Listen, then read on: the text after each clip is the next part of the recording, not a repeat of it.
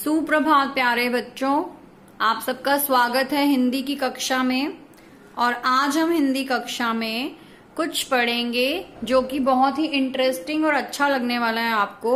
वो है पशुओं के नाम। पशु यानी कि जानवर। हमारे आसपास बहुत सारे जीव जंतु हैं, उनमें से कुछ हमें डराते भी हैं और कुछ हमें अच्छे भी लगते हैं, कुछ के साथ हम आराम से कंफर्टेबल रहते हैं।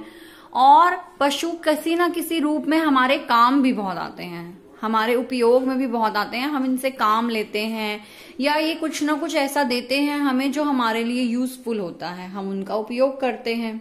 तो कुछ पशुओं के नाम मैंने यहाँ लिखे हैं, आइए उनका उच्चारण करना सीखते हैं और उन्हें कैसे लिखना है मात्रा का ध्यान देते हुए वो भी सीखते हैं। पशुओं के नाम यानी कि जानवरों के नाम हम पढ़ रहे हैं आज। और सबसे पहले नंबर पर मैंने लिखा है शेर। शेर, इसका तो नाम ही डराने वाला होता है। शेर, जिसे हम जंगल का राजा बोलते हैं, जो कि बहुत स्केरी लगता है, उससे सब डरते हैं। सबसे पहला नाम मैंने लिखा है शेर। एक ही मात्रा लगी हुई है, छोटी एक ही मात्रा, बहुत इजी स्पेलिंग है लिखनी। अगला नंबर 2 पर मैंने लिखा है भालू। बड़े ऊ की मात्रा लगाई है ल पर, भालू। भालू, जिसे हम बेयर भी बोलते हैं इंग्लिश में। ये दोनों जानवर जो हैं वो जंगल में रहते हैं। आपको पता है कुछ जानवर जंगल में क्यों रहते हैं, हमारे घरों के आसपास क्यों नहीं रहते? क्योंकि वो वाइल्ड एनिमल्स होते हैं जिनसे हमें कोई ना कोई नुकसान हो सकता है। They are wild, that means they can attack on us. वो हम पे हमला कर सकते हैं और हमें कोई ना कोई नुकसान पहुंचा सकते हैं। क्यों? क्योंकि वो मांस खाने वाले पशु होते हैं, तो वो हम पर हमला कर सकते हैं, हमारे को चोट पहुंचा सकते हैं और मरे हुए जानवरों का मांस भी खाते हैं और हम पे भी अटैक कर सकते हैं। तो ऐसे जानवरों से हमें बहुत डर लगता है और वो हमारे आसपास, घरों के आसपास भी नहीं रहते। वो कहाँ रहते हैं? जंगल में। उनका घर क्या है? जंगल। नंबर 3 पर मैंने लिखा है ब। छोटी ई की मात्रा, आधा ल, फिर पूरा ल और बड़ी ई की मात्रा। इसका उच्चारण कैसे करते हैं? छोटी ई की मात्रा ब पर लगी तो बी, ल 2 बार आया तो बिल्ली। क्या बनाइए? बिल्ली। बिल्ली मतलब कि कैट। कैट तो हमें अपने घरों में और आसपास दिखती है। क्यों? क्योंकि ये डोमेस्टिक एनिमल्स होते हैं जो वाइल्ड नहीं है, जो खतरा नहीं है हमारे लिए। ठीक है, जानवर कुछ भी कर भी सकते हैं, हम उतना भी स्केरी ना हो ऐसा भी नहीं हो सकता, बट बिल्ली यूजुअली अटैक नहीं करती, कैट यूजुअली अटैक नहीं करती। तो the cat is domestic animal. आसपास देख सकते हैं हम इसे। बहुत छोटा सा जानवर जो चलते वलते हमें इधर उधर दिखता ही रहता है, तो वो है बिल्ली। नंबर 4 पढ़ते हैं, क्या लिखा है मैंने? ब क र बड़ी ई की मात्रा, बकरी यानी कि गॉट। बकरी। कुछ ऐसे एरियाज भी हैं जहां स्पेशली बकरी का ही दूध इस्तेमाल किया जाता है। तो बकरी से मिल्क मिलता है और किसी ना किसी जानवर से कोई ना कोई यूजफुल चीज हम लोगों को मिलती है और उसका हम प्रयोग करते हैं। नंबर 5 पर मैंने लिखा है ग, आ की मात्रा, य, गाय। गाय यानी कि काऊ। वैसे तो हमारी किताबों में, हमारे पुराणों में गाय को सेक्रेड एनिमल माना जाता है, गाय की पूजा की जाती है। सेक्रेड इज जिसकी पूजा की जाती है।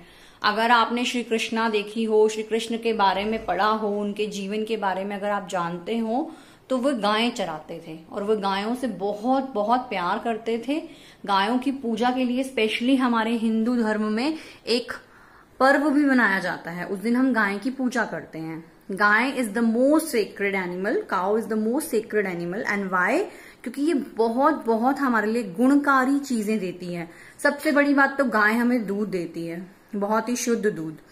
और गाय वो एनिमल है जिसका ना सिर्फ दूध, अगर हम इसके एक्सक्रीशन की बात करें, जो वेस्ट मटेरियल इसकी बॉडी से निकलता है, वो भी बहुत सारी दवाइयां बनाने में और ऐसी बहुत सारी चीजें बनाने में यूज होता है जो हमारे लिए बहुत बेनिफिशियल होती हैं। नंबर 6 पर मैंने लिखा है अगले पशु का नाम, जो कि है घ घर वाला, ओ की मात्रा, ड डमरू के नीचे बिंदी ड़, आ की मात्रा घोड़ा। क्या बना ये शब्द? घोड़ा। घोड़ा मतलब हॉर्स, जिसे हम इंग्लिश में हॉर्स कहते हैं। और आपने आई होप सबने घोड़ा देखा भी हुआ होगा। घोड़ा सबसे ज्यादा किस चीज के लिए फेमस है कि घोड़ा बहुत तेज दौड़ता है, इसकी रफ्तार बहुत तेज होती है, ये बहुत तेज दौड़ता है, तो इसे हम बहुत ज्यादा एनर्जेटिक एनिमल बोलते हैं कि इसमें बहुत एनर्जी है।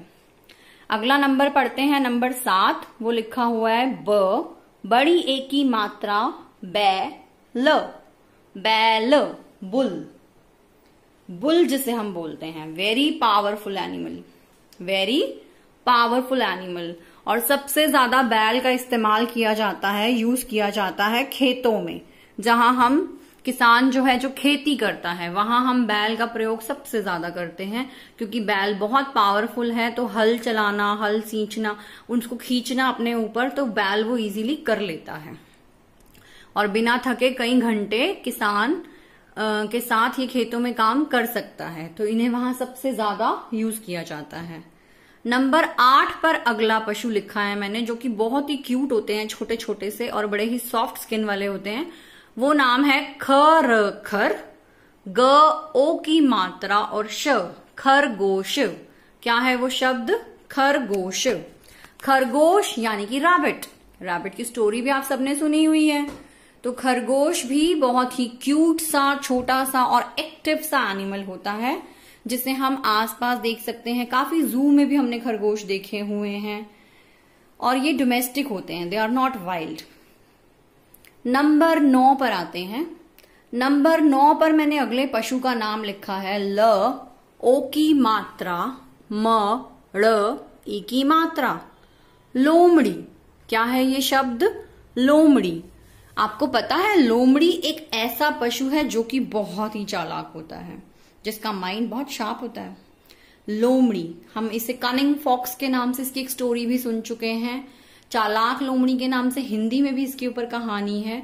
तो अगर जिसने ना सुनी हो, ना देखी हो, वो देख सकते हैं, गूगल कर सकते हैं, यूट्यूब पे देख सकते हैं, किताब में भी पढ़ सकते हैं।